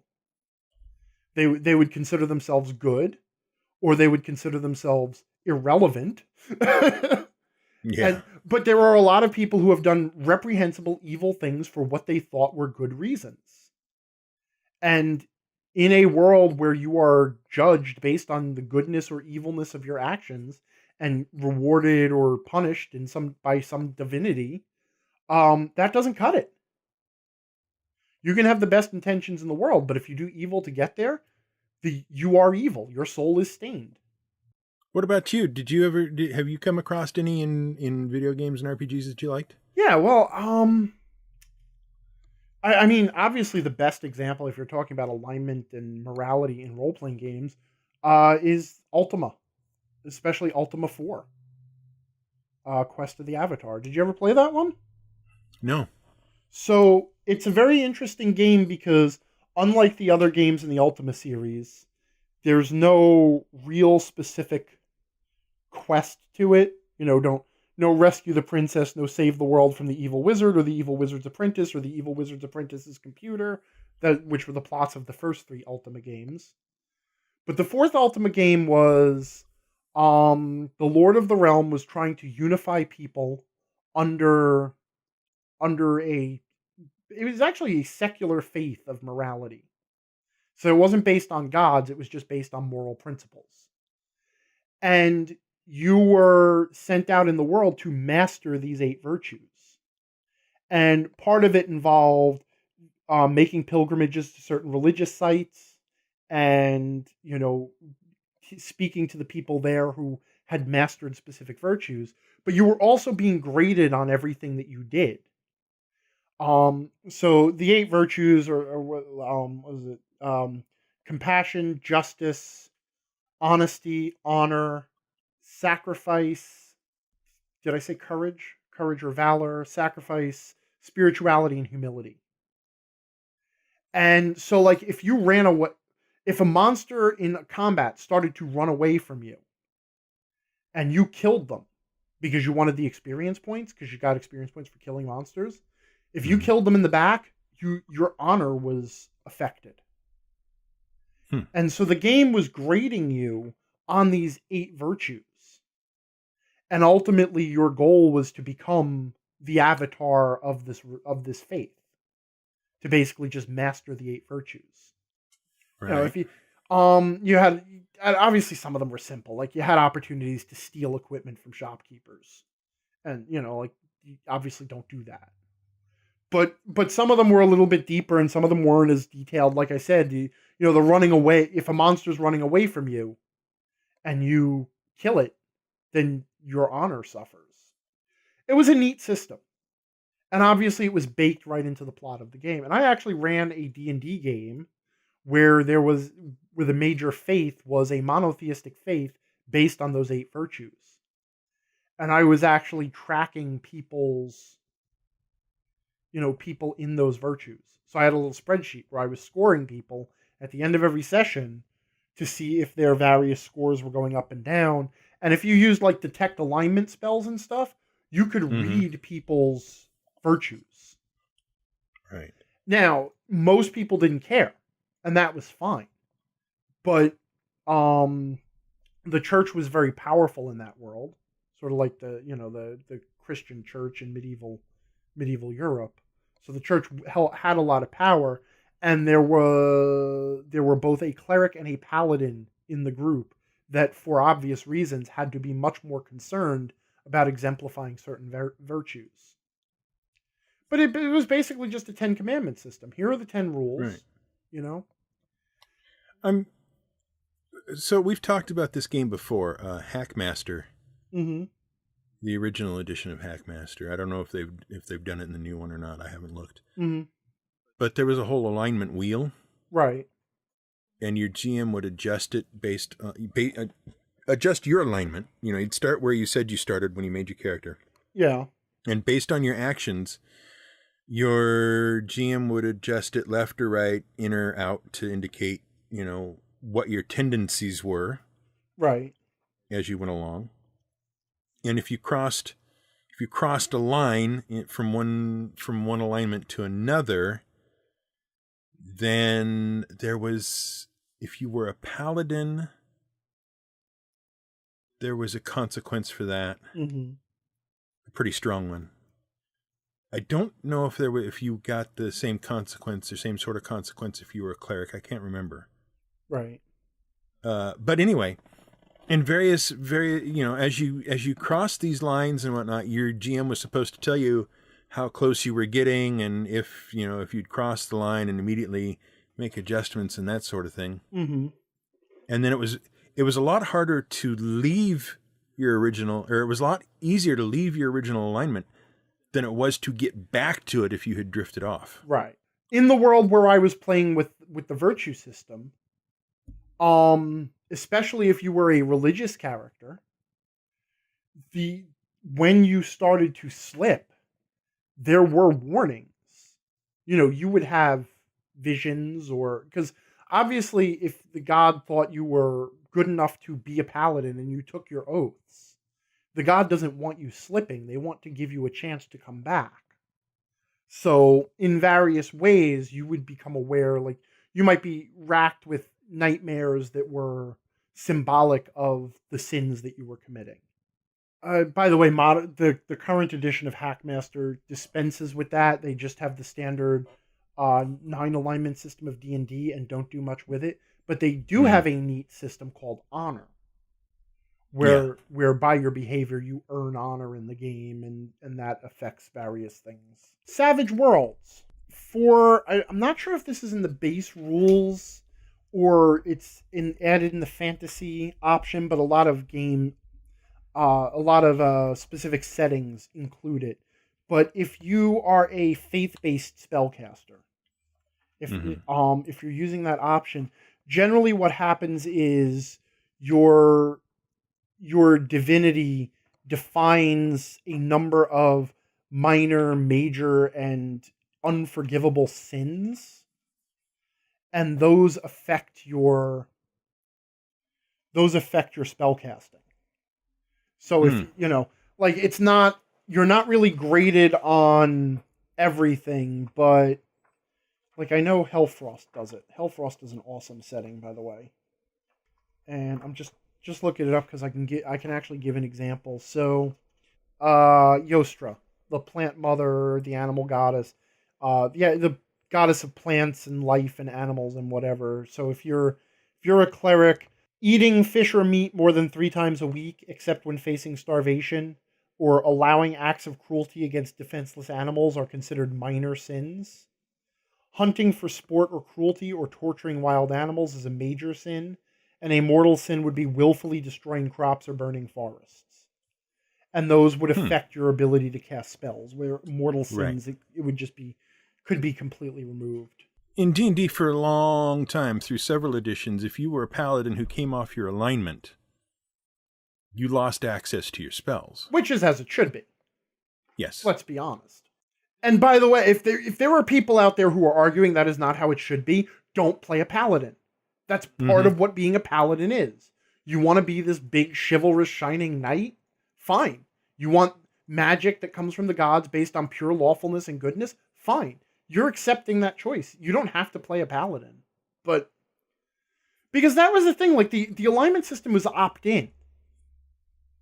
If you weren't playing a divine magic character, the alignment system didn't affect you. Yeah, this is what my question was going to be, is do you think the alignment thing is only a problem because of paladins?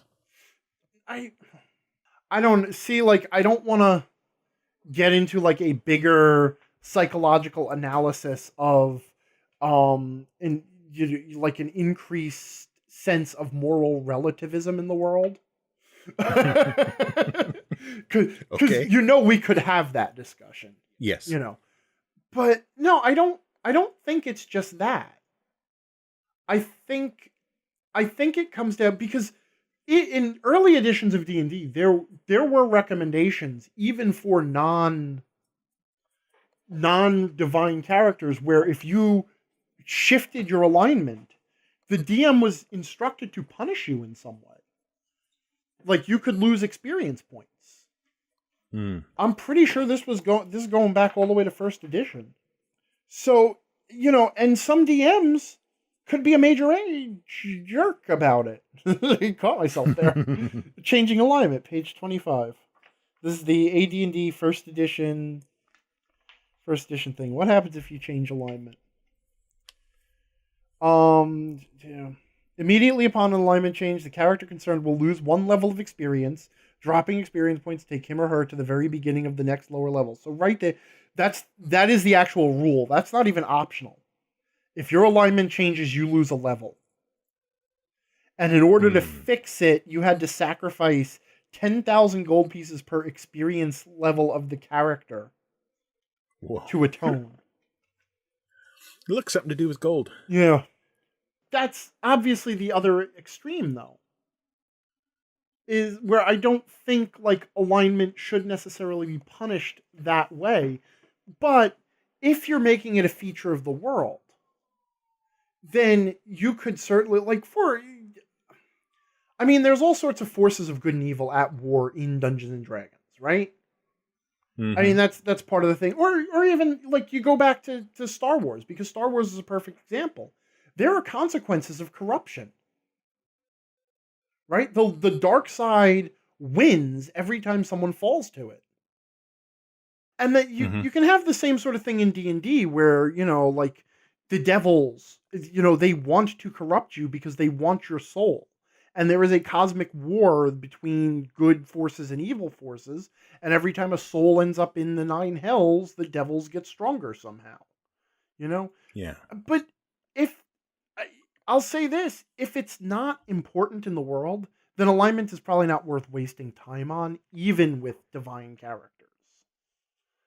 That said, I think that if you take away the idea of divine characters having their actions restrained by an ideology, you have taken away some of what it means to be a divine character.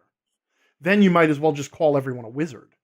I would rather have a world where alignment was a feature and it had an impact and it was meaningful and it shaped the world and the stories in some way than a world that just dispensed completely with alignment.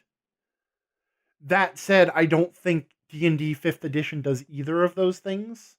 It pays lip service to alignment and does nothing with it, which is sort of like, why even bother?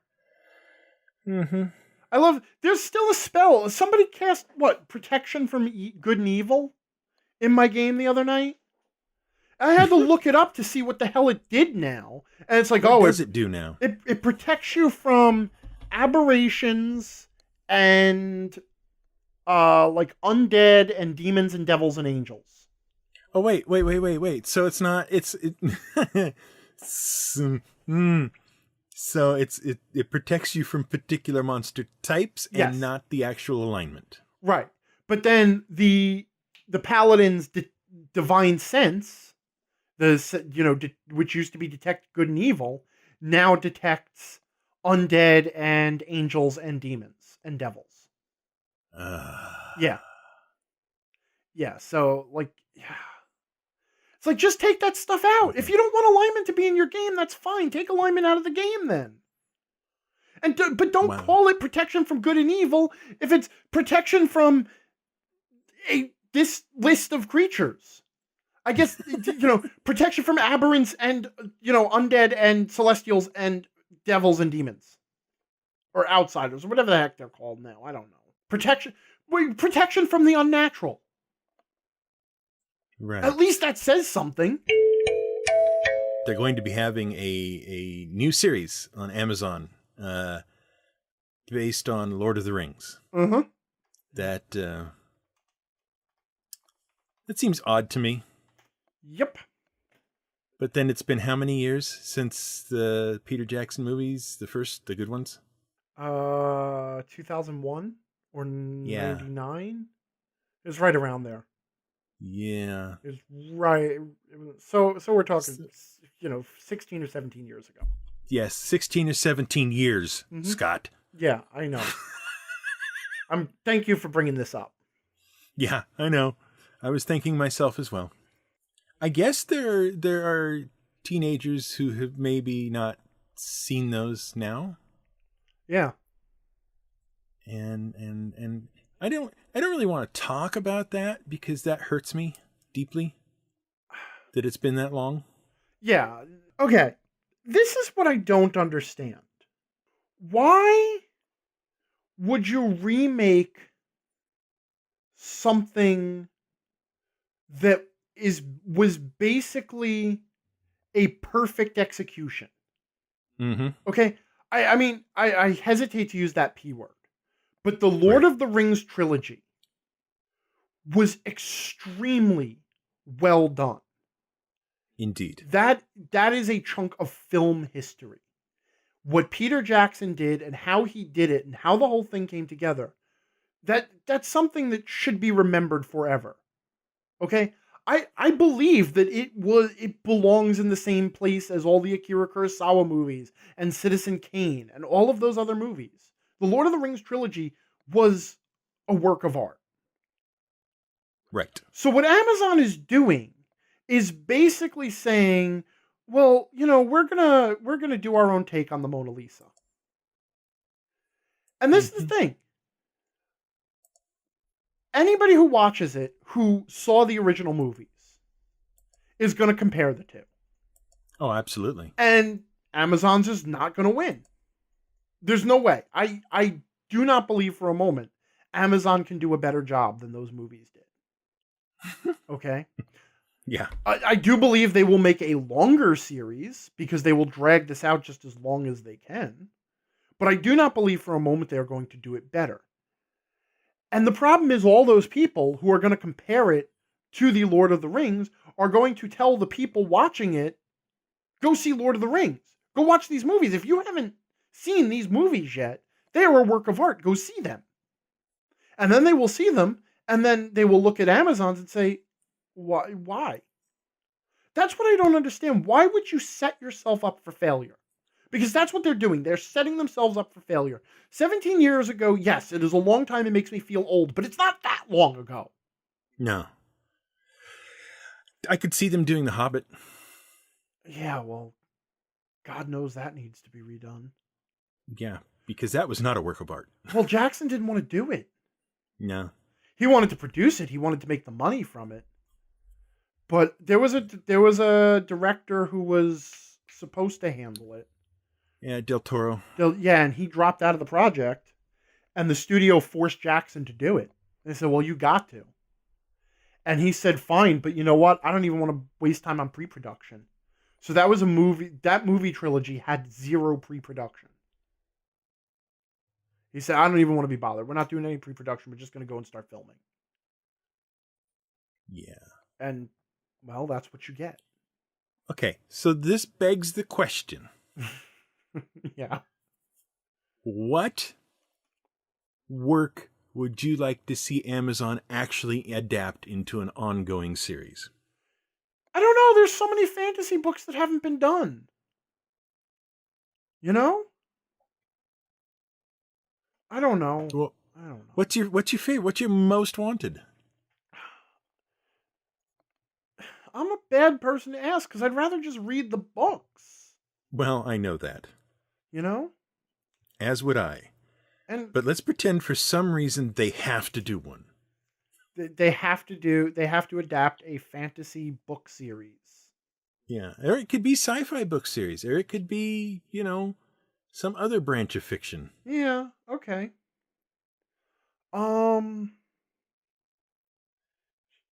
It would be fun if they could do it well.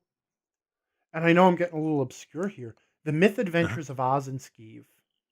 Oh, okay. That would be fun. You want sitcom. It wasn't sitcom-y, it was parody. Yeah. But the thing is, it was light and dialogue heavy. Mm-hmm. Which is perfect. If you want to make a television series out of a book series, light on story, heavy on dialogue is the way you want to go, because that's where television shines. It shines in dialogue. It doesn't shine in long bits of exposition. Which is why I wouldn't have made, Lord of the Rings, to be quite honest. Which was a lot of exposition. Those books have a lot of exposition. Yeah, they do. Not a lot happens in those books. But it takes up a lot of space. I mean, okay, if we're doing the pie in the sky thing here, it would be kind of cool to see, Dragonlance. Didn't they do a Dragonlance? There was an animated movie. Uh-huh. It was okay.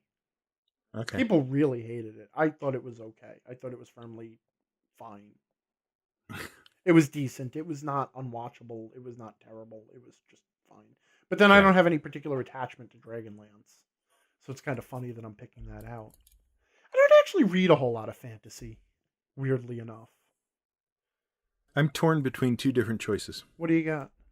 And they are wildly different choices. Mm-hmm. I would love to see an ongoing Discworld series. Okay. The difficulty would be the way the books are. You would have to pick a set of characters to do the series about. Mm-hmm. Okay, because you couldn't just go through and do all the books. Well, let me ask you a question before you give your second choice. Uh-huh. Have you ever seen any I think it was the BBC, they did a couple of TV movies and miniseries. Yes. Every year I watch Hogfather. Oh, absolutely. I thought that one was actually really well done. Every year I read it and then watch it. Yeah, I read Hogfather every year also. Yep. That's a good one to do. Man. Highly recommended. Man, there is one line that gets me every time in that book. Uh-huh. I know. I know. Yeah. Don't spoil it. I won't spoil it. Read that book. It is a wonderful book. Yes, and it's great for Christmas time. It is. You know what I like about it? It's a book where it's okay. The basic message of the book is not only is it okay, but it is important to believe in magic. Yes. For reasons that have nothing to do with the way the universe works. Yep. And I like that message. Yeah, it's an absolute favorite. I would say it is probably the top 3 of the entire Discworld series. Mm-hmm. I would put it firmly at my number 1. The other one, to completely change gears, is I would love to see the Martian Tales of Edgar Rice Burroughs. Ooh. Otherwise known as the John Carter series. Yeah. That would be interesting. You know what? Honestly, now that makes me... I wouldn't mind seeing a Conan series. Now, didn't they do that too? Did they do a Conan series? I feel like there was a Conan... I mean, we're not talking about the the Schwarzenegger films, right? No. Yeah. Conan the Adventurer, Okay. 1997. Huh. Flew complete. I guess considering it flew completely under my radar, I don't have to ask whether it was any good. I'm just reading through real quick. It was 22 episodes is about how long it lasted. So one season. Yeah. I'm probably going to get notes about this as well. Okay. The John Carter of Mars movie that Disney did was excellent. Its failing was that Disney got wishy-washy about the promotion. You really think so? I do. It was exactly what the John Carter books are. A rip-roaring adventure that doesn't make a whole lot of sense all the time, and generally a plot that progresses by simply moving the princess. Okay? But the point is, that was a great opener for an ongoing series of movies that will never happen. And I would love to see a TV series of John Carter pick up more or less where that left off. And then continue the story. Yeah. You know what? I'm going to confess, though. I don't want TV series. I really don't. Okay. Because they are interminable. They never get to the end. Right. Because as long as the series continues to make money, they continue making more. And then when the series stops making money, they don't finish it, they cancel it. Which is perfect for the John Carter series. Because the John Carter series doesn't have an end either. Fair enough. Because he died before he could write the next book in the series, and he left the last one on a cliffhanger. Fair enough. Yeah. So after that point, write whatever you want. No, I don't know. I see. I would rather watch a movie. I would rather know that I'm good. Though not like nowadays, I can't even be guaranteed of an ending in a movie. Yeah. Because everything's just going to establish the franchise. And then continually reestablish the franchise. Well, we got to reboot that thing every 3 years. People can't remember. You know? That actually kills you. It kills me. It kills me. Why can't we just have a superhero movie where we just go in assuming the superhero? Because it just is not the way it works. The audience is too dumb. The audience is not that dumb. No, we understand the audience the concept. is that dumb, or they wouldn't do it. We understand the concept of superhero.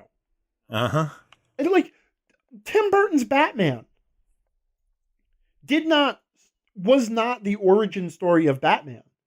The origin story of Batman was covered in that movie. It was covered through exposition. It was covered as backstory, but we did not actually see the origin story. When that movie started, Batman was already a thing. And nobody had like a nervous breakdown or like, what's going on? That movie was awesome. I have to back us up a little bit, sir. Oh dear. Because we have apparently gotten something incorrect. Okay. The Lord of the Rings series that Amazon is doing, is not the Lord of the Rings.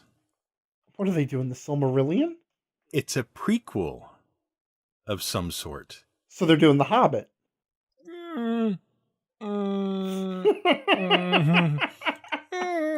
I don't know that for sure, but I'm looking. So it's fan fiction. It'll take place before the 2001 feature film The Fellowship of the Ring, and the deal includes potential for a spin-off series. They haven't even started the series yet, and they're already signing for a spin-off? So it's a prequel to the Lord of the... Like... Yeah. So, it's not... So wait, so this is between The Hobbit and The Lord of the Rings? Yeah, okay. Is that what I'm understanding? Is it before The That's Hobbit? that's what I'm getting out of it. Okay, so it's the part of the story that was so boring that Tolkien didn't bother writing it down. He skipped it. Okay, the thing is, though, I'm not getting that it's not The Hobbit. Okay. There's nobody saying that explicitly, just that it's a prequel to The Lord of the Rings. Okay, so it could be The Hobbit. It could be, but it's also a multi-season deal. But if they, well, no, hold on a second, because I got to guess, just from business standpoint, if they got a deal to do this because, they got the rights. Mm-hmm. I cannot see them being signed the rights if they were going to invalidate any of the movies. Yeah. Yeah. So it's gotta accept the Hobbit movies. Yeah. Because, like it or not, it's canon. You know what? I've run out of being able to care about this story now. I really have. I'm not going to watch it. That I don't know. But that's fine, because we are out of time.